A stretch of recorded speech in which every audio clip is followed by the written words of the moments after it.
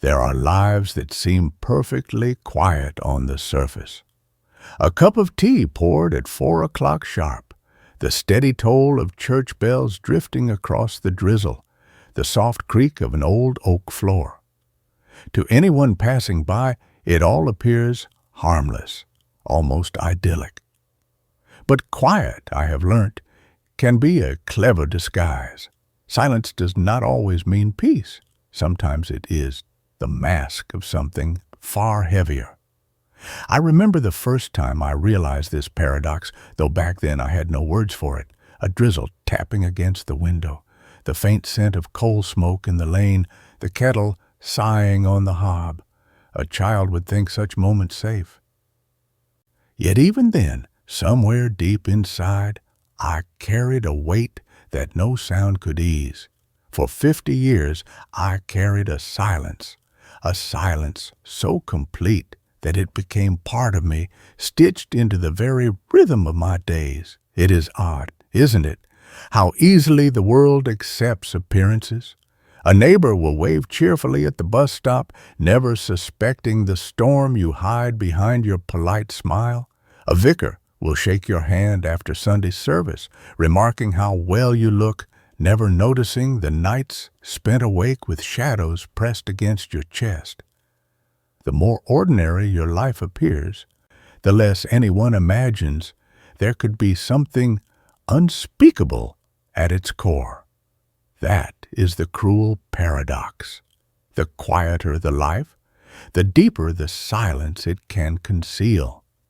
I lived among market days and allotments, among hymn-singing and rain-soaked pavements, and all the while I was keeping a truth so sharp it threatened to cut through my very skin. A truth that no one asked for, and no one would have believed had I spoken it aloud. I tell you this not for pity nor for shock. I am an old woman now, and the years have weathered me into a kind of calm. But calm is not the same as peace. Even now, in the gentleness of my days, with the kettle whistling and the postman nodding at my gate, the memory returns. It lingers, a shadow at the edge of the light. I carried silence as if it were safety, but that wasn't the whole truth. My name is Margaret Turner. I am 78 years old, and I have lived most of my life in a quiet corner of North Yorkshire. If you have ever passed the old stone bus shelter on Market Lane, perhaps you have seen me there, a small woman with silver hair tucked under a woolen scarf, waiting patiently with my shopping bag. I used to work at the village post office before retirement, and for many years I sorted letters and sold stamps to neighbors whose faces I still know better than my own. My cottage stands at the edge of the parish, slate roof darkened by decades of rain, ivy climbing stubbornly across the windows.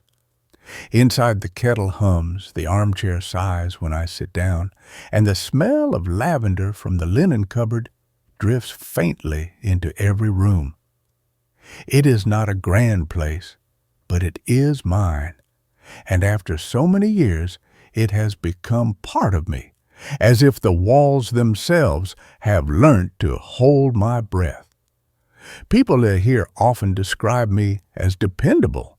They say, "Margaret never makes a fuss. Margaret keeps herself to herself." Perhaps that is true. But what they do not know is that silence can be both a virtue and a prison. I smiled at the vicar after Sunday service. I baked scones for the fete.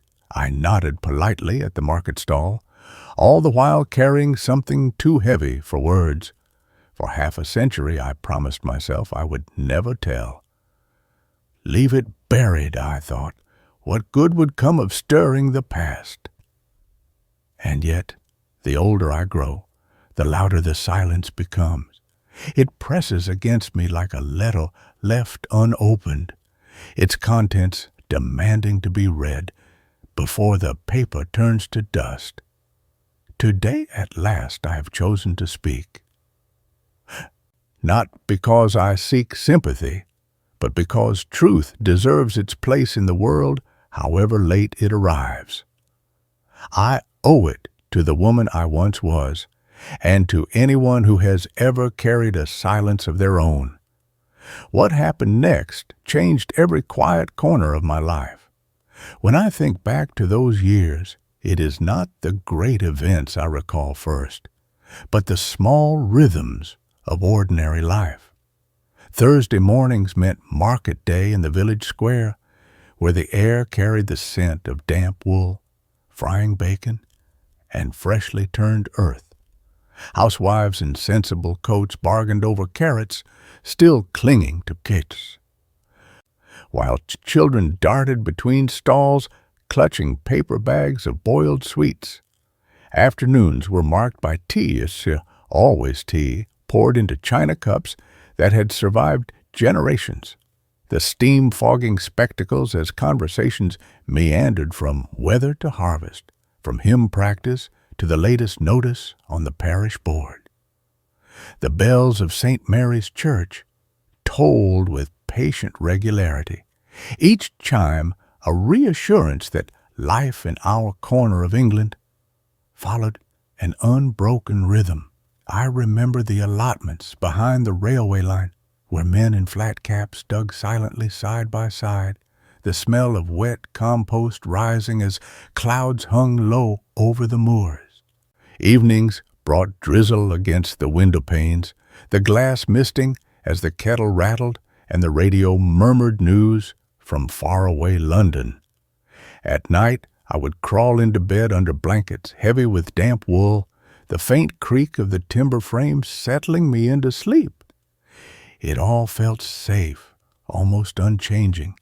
The clink of pint glasses at the pub, the rumble of the milk van before dawn, the steady squeak of my mother's mangle turning wet laundry into neat rows of shirts. These were the sounds and scents of a childhood wrapped in predictability, as if the world itself conspired to keep us sheltered. Back then, everything seemed safe.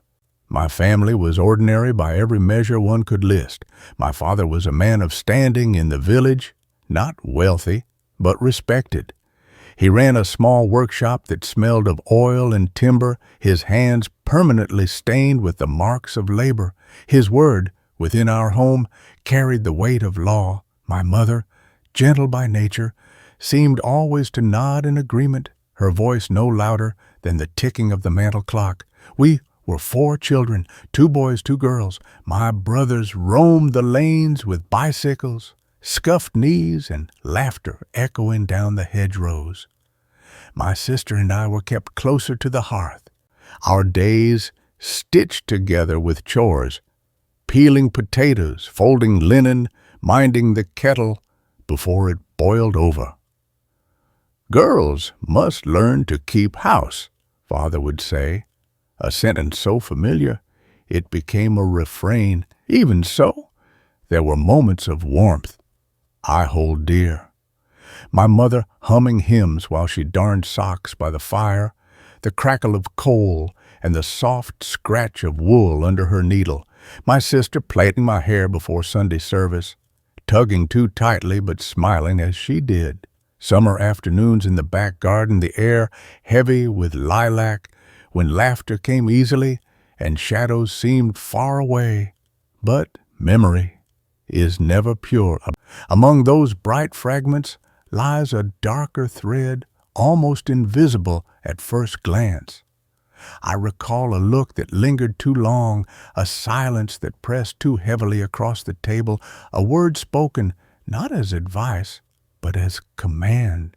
The time I brushed it aside, a child's imagination perhaps. Only later did I understand that unease had already crept under the door like a draft slipping through the cracks. I didn't know a draft had already slipped under the door. My father was not the sort of man one could easily doubt. In the eyes of neighbors, he was upright, reliable, the sort to tip his hat at the vicar and lend a spade to a friend without hesitation. People nodded with approval when his name was mentioned. A good man, they would say, a pillar of the parish. And to be fair, in many ways, he was. He worked hard, provided for us, never missed a Sunday service. But respectability, I learnt, can be a mask just as silence can. Within our home, his voice carried not kindness, but command every detail of life. From what time we rose to how long we lingered at the supper table was subject to his rule. At first, it appeared to be care. "I know best," he would say, resting his hand heavily on my shoulder. "This is for your own good." The words had a reassuring ring when I was small, as though he were a guardian against the world's chaos. But as the years stretched on, I began to notice that his care was less about protection and more about possession. He chose which friends I might see, which books I could borrow from the library, even how long I could stand at the garden gate when neighbors passed. If I questioned him, he silenced me with a look, the sort of look that could freeze words on the tongue. "Don't argue," he would mutter. "You don't understand the way things are." To outsiders, his firmness seemed strength. To us, it was law. And as a dutiful daughter, I told myself not to question. After all, was it not safer to believe he acted out of care? I wrapped that thought around me like a shawl, hoping it would keep me warm. I told myself it was nothing. It began, as such things often do, with something small enough to be dismissed. An ordinary evening, rain tapping at the windows, the fire burning low. My mother had gone upstairs early with a headache. My sister was busy folding laundry, and the house felt unusually hushed. Father sat in his chair, pipe smoke curling around him, the silence broken only by the faint crackle of embers. "Sit here," he said, patting the armrest beside him. His voice carried no suggestion of choice. I obeyed, as one always did, perching carefully, as if balance itself might shield me. He spoke of trivial matters at first, the weather, the price of coal, but his eyes lingered too long, his hand resting just a moment too heavily on mine. I remember the heat rising in my cheeks, the strange twisting in my stomach. Something in me whispered that this was not right, yet the room gave no evidence, no proof I could present. A father's concern can look so very like affection, and who was I to question it? When he leaned closer, his words low and insistent, I felt a wave of confusion so strong it left me mute. "You must learn to trust me," he murmured. "I know what is best."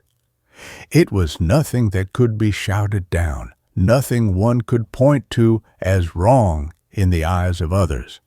But to me, it felt like a line had been crossed, invisible yet undeniable. I pulled my hand back, clumsy and flustered, mumbling something about needing to check on the kettle. He let me go, his eyes narrowing as though he weighed the limits of my resistance. No raised voice, no threat, just a silence that pressed heavily as I left the room. Upstairs, I sat on the edge of my bed, heart racing, palms damp, shame flooding me, though I had done nothing wrong. I told myself I was imagining it, that perhaps I had misunderstood. But deep down, a seed of unease had been planted, and it would grow, silently, into something I could neither name nor escape. And that was when the silence began. Silence, once chosen, grows like ivy. At first, I told myself it was nothing, an odd look, a touch too heavy, a word too close to the skin. But when the thought returned in the dark of night, I smothered it quickly. To speak would mean to invite questions, and questions, in a village such as ours, are not easily asked nor gently answered. "You mustn't make a fuss," I heard my mother say more times than I can count, though never about this. It was her phrase for every small upset: the wrong delivery at the grocer, the coal arriving a day late, the vicar overlooking her name on the rota. To make a fuss was the gravest of sins. Respectable families did not stir the air with complaint. What would the neighbors think? That was the heavier refrain, one that hovered like smoke in every parlor. The neighbors thought my father a decent man. They saw him offer a lift to an old widow, fix a gate without asking payment, bow his head devoutly at the altar rail. If I dared whisper otherwise, who would believe me? Worse still, what if they did? What shame would spill across our doorstep? What whispers would follow me down the cobbled street? I weighed loyalty against safety, duty against dread. A daughter's place was to obey, to keep the family whole, to preserve its name, even at the cost of her own breath. I was young, untested, and the world had already taught me that a woman's voice carried little weight against a man's. So I folded the truth away like a letter I dared not send. I tucked it into the secret lining of my mind, pressed it flat, sealed it tight, and though it burned to be opened, I told myself it was safer for my family, safer for me. But silence does not erase.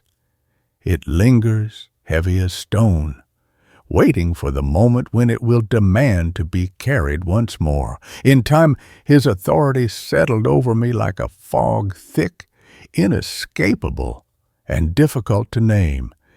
It was not always in great declarations, but in the small adjustments that bent my days to his will. A timetable was drawn without words: when I might leave the house, how long I might linger in the lane, which errands were mine to run and which were not. Money, too, passed only through his hands. If I needed a coin for the bus or a new pair of stockings, I had to ask, and always with the careful phrasing of a child seeking permission. Even friendships became subject to his approval. Neighbors who once waved at me in the churchyard began to look puzzled when I no longer joined their choir rehearsals, or when my seat at the knitting circle remained empty. "It is for the best," he would say, as though trimming back my world were a form of care. "Others will only lead you astray." The words sounded protective, yet each one stole another corner of my life, until I lived only within the boundaries he permitted. I remember sitting one afternoon with a cup of tea cooling in my hands. The bells of St. Mary's rang across the fields, calling the faithful to evensong. My heart longed to join them, to sit in the familiar pew where I had sung as a girl. But I did not rise. His words still rang in my ears, sharp as the closing of a latch. "Stay where you belong." So I remained in the cottage, the tea growing cold, the silence pressing in around me. And in that silence, I learnt the ease of submission. To argue was costly, to resist was dangerous. Far simpler to nod, to smile faintly, to accept. It was easier to say nothing. At first, neighbors asked kindly where I had been. "We missed you at choir practice," Mrs. Harris would say, her hands still dusted with flour from the bakery. Or the vicar, tilting his head after service, would ask why I no longer joined the Women's Guild on Wednesdays. I would smile politely, murmur some excuse: too much work at home, a headache, a busy week. And for a time, they believed me. But excuses wear thin, and absences grow louder than presence. Soon the invitations came less often, the questions dwindled. When I passed through the market square, The groups of women chatting by the greengrocer would fall silent for a moment, then turn back to their talk as if I had never stood among them. The pew where I once sat in St. Mary's grew accustomed to emptiness. I imagined my hymn book gathering dust, my voice fading from memory. The choir carried on without me, their harmonies rising each Sunday evening while I listened from afar through the walls of my cottage. The sound, once a comfort, became a reminder of what I had lost. Isolation, I discovered, is not always forced with chains or doors. It can be crafted more subtly with a disapproving glance, a controlling word, a choice taken away. Bit by bit, my world narrowed. The circle of friends became a line, then a dot, then nothing at all. And when people no longer see you, they no longer ask. One by one, the voices that might have reached out fell silent, until only his remained, shaping my days, my thoughts, even my very sense of self. People stopped asking where I'd been. It is a strange thing how the body keeps the secrets the mouth refuses to tell. At first, it was only sleeplessness. I would lie awake long after the house had gone quiet, the ceiling pressing down, shadows shifting like whispers I could not silence. Morning came with heavy eyes and a dull ache that clung to me like damp air. Then came the knot in my stomach, a constant tightening, as though I had swallowed a stone. Food lost its taste. Bread crumbled like ash on my tongue. Tea turned bitter, no matter how much milk I poured. My hands, once steady with needle and thread, began to tremble. I spilt sugar. I dropped plates. I fumbled with coins at the post office counter. Neighbors began to comment on my pallor. "You look tired, Margaret," they would say, offering smiles tinged with curiosity. I brushed them aside. "Just a touch of nerves," I murmured, or "It's the weather, it never agrees with me." But the truth clung too closely. At last, I found myself in the surgery, the familiar scent of disinfectant and polished wood greeting me. The GP tapped his pen against my notes, eyes narrowing as he studied me.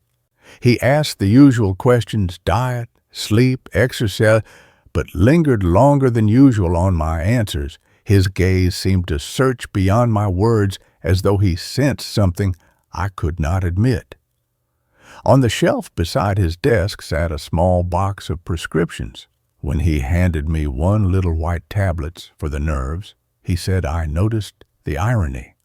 The bottle sat later on my bedside table, next to the Bible my mother had once given me. Faith and then medicine side by side, both silent witnesses to the truth. I dared not speak. That night, I stared at the tablets under the lamplight, wondering which might bring me more peace, the words I could not utter, or the sleep that might come with the swallow of a pill. The GP looked at me longer than usual. There were moments, fleeting, fragile, when the silence almost cracked. Once in the surgery, the GP asked gently if there was anything troubling me at home. His voice was soft, almost casual, but his eyes held a weight I could not meet. I opened my mouth, felt the truth rise like water against a dam. My lips formed the first syllable, and then nothing. The words dissolved, replaced by a tight smile and a shake of the head. "No, nothing at all," I whispered. He nodded, though the crease in his brow lingered as he signed my prescription. Another time, Mrs. Harris, from the bakery, paused outside my gate. She handed me a loaf still warm, her hand resting on mine for just a moment longer than necessary. "You can always talk to me, Margaret," she said. Such a simple offer, kind and unassuming. I nearly told her then about the nights I lay awake, about the watchful presence that shadowed every hour of my day. I imagined her kitchen, the smell of bread and butter, a safe place where I might finally lay down my burden. But the thought of her shock, the pity in her eyes, was too much to bear. I thanked her for the loaf and closed the gate with shaking hands. The closest I came was with the vicar. After evening prayers, when the church lay hushed and the candles flickered low, he asked quietly, "Are you well, my dear?" The words hovered in the air like a blessing, an opening I longed to step into. I could almost see myself speaking, the truth spilling out into the candlelight. The silence finally broken. My hand gripped the hymn book so tightly the edges cut into my palm. I almost spoke, almost. Instead, I bowed my head, muttered something about tiredness, and hurried out into the drizzle. The hymn book slipped from my hand as I left, but I did not go back for it. I almost dialed, almost. The years folded into one another, each marked not by joy or celebration, but by the slow tightening of his grip. What began as stern guidance had become command. What once looked like protection now resembled threat. His words grew sharper, not in volume, but in edge. "Remember your place," he would say, eyes narrowing, voice so low it sliced deeper than any shout could. I learnt to live cautiously, as if walking across thin ice. Every movement measured, every word weighed, for fear of a crack that would plunge me into deeper silence. Friends had drifted away, the choir no longer remembered my voice, and the world beyond the cottage walls had shrunk to little more than errands and duty. One winter evening a storm rolled over the moors, rattling the windows and howling down the chimney. The power flickered and failed, leaving the house in shadow. I sat at the table with only a candle for company, its flame bending in the draught.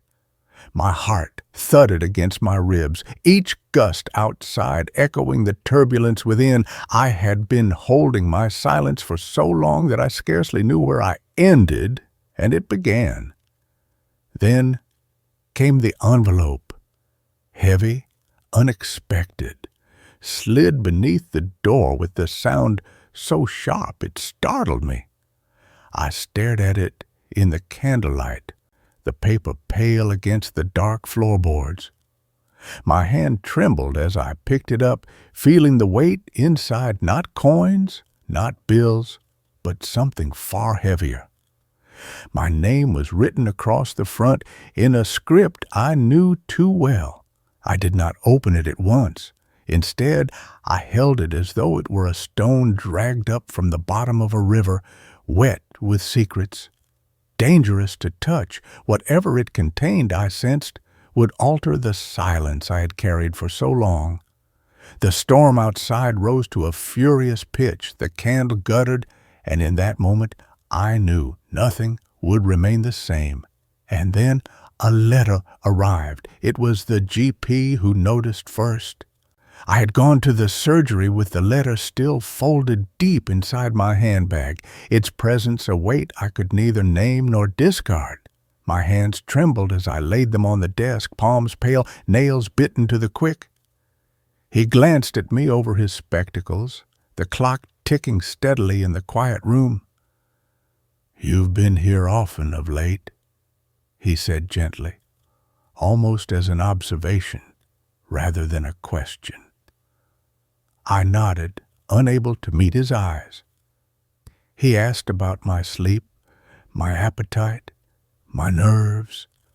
I gave the usual half answers, but something in his expression told me he was no longer satisfied. He leaned forward, his voice low, steady, almost kind enough to undo me. "Are you safe?" The words hung in the air, simple and devastating. No one had ever asked me that before. Not my mother, bound by silence of her own. Not my neighbors, who had long since stopped wondering. Not the vicar, who spoke of souls but never of the body that carried them. Only this man, in a quiet room smelling faintly of antiseptic and wood polish, dared to frame the question I had avoided all my life. My throat tightened, 100 replies pressing to be spoken, yet none escaped. Tears threatened, but did not fall. I only shook my head, faintly, almost imperceptibly, as though even that gesture might betray me. He did not push, did not pry, only reached across the desk and placed his hand gently over mine. His touch was firm, steady, a lifeline extended without demand. In his eyes I saw something I had long forgotten. Belief. The possibility that if I spoke I might be heard, that my sentence was not inevitable, nor my suffering invisible. It was only a sliver of hope, but enough to make the air shift, the room expand, the weight lessened by the smallest degree. No one had asked me that before. That night, after leaving the surgery, I walked home beneath a sky bruised with rain. The question echoed in my ears with every step. "Are you safe?" Such simple words, yet they unsettled the foundations of my silence. For 50 years I had carried the burden without naming it, and now, with one question, the seal had cracked. At the cottage, the fire burned low, the walls pressing close. I sat with the unopened letter on the table, the GP's voice still reverberating inside me. I longed to answer him, to return and pour out the truth like water long dammed, but fear rose swiftly, reminding me of all that might follow. What if I was not believed? What if my words shamed my family, stained our name in a village that treasured appearances above all? I thought of my father's eyes, sharp, commanding, still lingering even in memory. To betray him, even in truth, felt dangerous. To protect him, even in silence, felt unbearable. My mind swung like a pendulum. Speak, stay quiet, speak, stay quiet. Each possibility brought its own kind of ruin. The letter on the table seemed to breathe. Its weight was not only paper and ink, but the years it represented, the evidence of a life shaped by control and fear. I reached for it, hesitated, pulled my hand back. My fingers itched to open it, to release whatever storm lay within. But still I waited. Silence had become my shield, however jagged its edge, and yet the GP's gaze haunted me, the quiet steadiness of a man who did not doubt. For the first time, I wondered what it might feel like to live without hiding, to let someone else carry even a fragment of what I had borne alone. The thought was terrifying, and it was liberating. In the end, I made a choice not to break the silence entirely, not yet, but to let a sliver of truth slip through. However small, it was a beginning. I chose the truth, however small. The day of reckoning came quietly, without the drama one might expect. No raised voices, no slammed doors, only the stillness of a late afternoon, the light falling pale through the parlor window. He sat in his chair, the same chair that had once seemed a throne, his hands resting on the armrest as if the wood itself bent to his command. The letter lay on the table between us, its seal broken at last. Words once hidden, now bared in black ink, undeniable, unerasable. He glanced at it, then at me, his expression a mixture of disdain and warning. For years that look had been enough to silence me, but not now. My hands trembled, yet my voice when it came was steady. "This ends today," he scoffed, as if I were still the timid child he had trained into silence. "You don't understand what you're saying." But I did.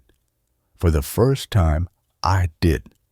The GP's question echoed within me, the neighbor's kindness, the vicar's quiet concern. All the voices I had once ignored now rose in chorus, steadying my own. I spoke of the years, of the weight, of the control he had cloaked in care. My words filled the room, not loud but clear, each one a stone laid upon the fragile bridge I was building out of silence. His eyes narrowed, his jaw tightened, but I did not look away. For decades I had dropped my gaze, folded my truth, made myself small. Now I stood straighter, the letter in hand, the truth no longer caged within me. He tried once more, voice sharp with command, "You will regret this." But regret was already behind me, woven into every year I had lost. Ahead lay something different, frail, uncertain, but for once I did not look away. The days that followed were a blur of statements, signatures, and waiting rooms that smelled of polish and paper. For so long I had imagined that if the truth ever came to light, it would arrive with scandal shouts in the street, neighbors whispering at the market stalls. Instead, it came with the measured tread of official shoes across tiled floors, the steady rustle of documents placed neatly before me. There was the police officer, kind but brisk, who asked me to recount what I had endured. His pen scratched across the page as I spoke, my voice faltering, but not breaking. There was the social worker, who placed a hand gently on mine, assuring me that I was no longer invisible. And finally the court itself. A room both cold and solemn, its wooden benches worn smooth by years of witnesses before me. I remember the judge most clearly. He listened without interruption, his gaze each unwavering, his silence dignified rather than oppressive. When the verdict came, it was not with fanfare or loud condemnation. It was a nod, firm and final, a recognition carved into record. What had been done was wrong, and it would not be allowed to continue. The order was issued, a simple piece of paper, yet heavier than any burden I had carried. For the first time, the law stood between me and him, a barrier not of silence, but of justice. I left the courtroom with the document folded carefully in my bag, its weight steady, its meaning profound. It was not loud. It was enough. That evening, after the court had spoken and the papers were tucked safely in my bag, I walked home beneath the sky brushed clean by rain. The air felt different, lighter, as if the moors themselves had exhaled after holding their breath for too long. My steps were unhurried. For the first time in years, I was not rushing to meet another's command.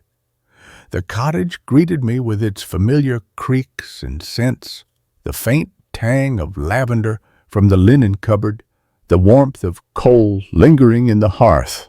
Yet nothing felt quite the same. The walls no longer seemed to close in, the silence no longer pressed so heavily that even the ticking of the mantel clock sounded softer, as if time itself had decided to ease its grip. That night, I brewed tea without hurry, poured it into my favorite china cup, and sat by the window watching the drizzles silver the lamplight outside.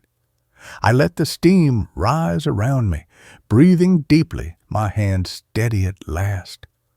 A small sound escaped me, half sigh, half sob, yet it was not grief, it was release. Later, when I climbed into bed, I placed the court order on the bedside table beside my Bible. Two guardians, side by side, one of faith, the other of justice. I lay back against the pillows, expecting the old restlessness to return, the familiar churn of memory to rob me of rest. But instead, sleep came gently, like a tide washing over the stone. For the first time in years, I slept. Life after truth was not a sudden transformation, but a slow unfolding like spring after a long winter. At first, I scarcely knew what to do with the hours that had once been consumed by fear. The silence remained, but now it was of a gentler kind, the silence of the garden at dawn, of pages turning in an empty library, of breath taken without dread. I returned to the church not with the certainty of youth, but with a cautious hope. My old seat in the pews was still there, polished by years of parishioners before me. The choir welcomed me back with quiet smiles, their voices wrapping around me like a shawl. To sing again, to let sound rise from my chest without fear, was a kind of resurrection. I found myself volunteering at the community hall, pouring tea for others, folding raffle tickets, helping to set out chairs before the meetings, small tasks perhaps, but each one a stitch in the fabric of belonging. People greeted me by name, their warmth steady. Without questions, I could not answer. For the first time in decades, I felt myself part of the village rather than its shadow. At home, I took to the garden once more. The bench beneath the apple tree became my resting place, where I would sit with a blanket across my knees, watching sparrows dart through the branches.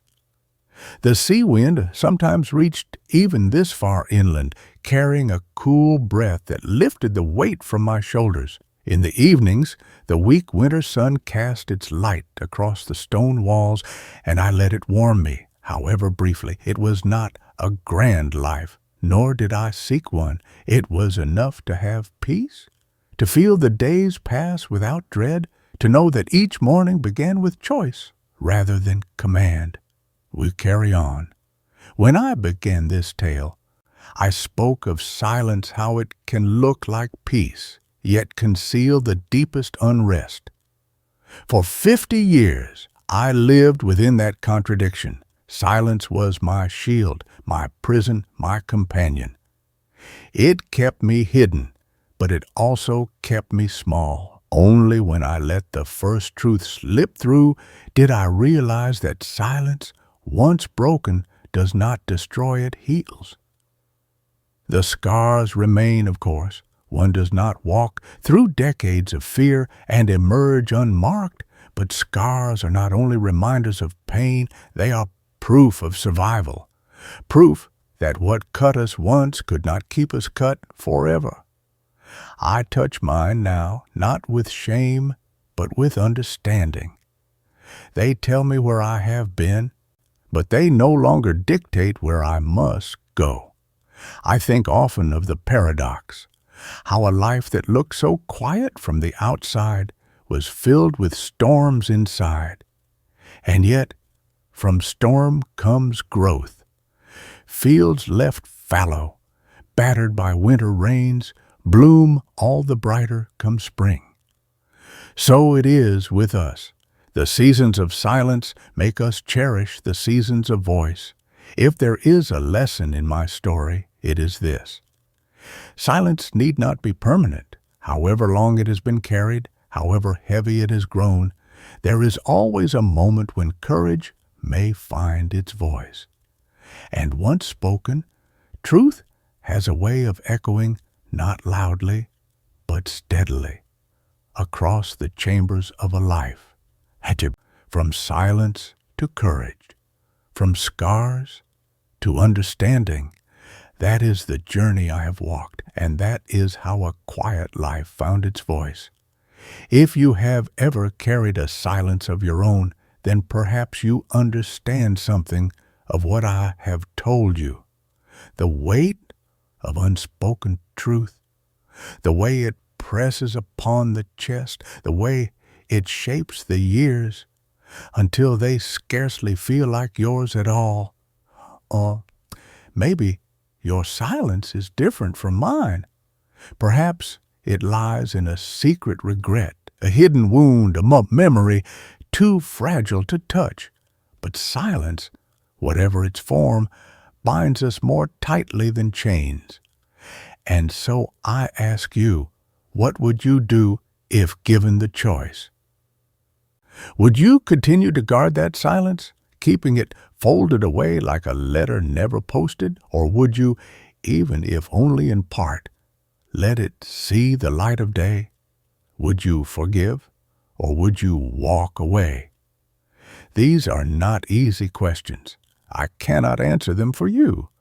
Each life carries its own burdens, each silence its own shape. But I know this much.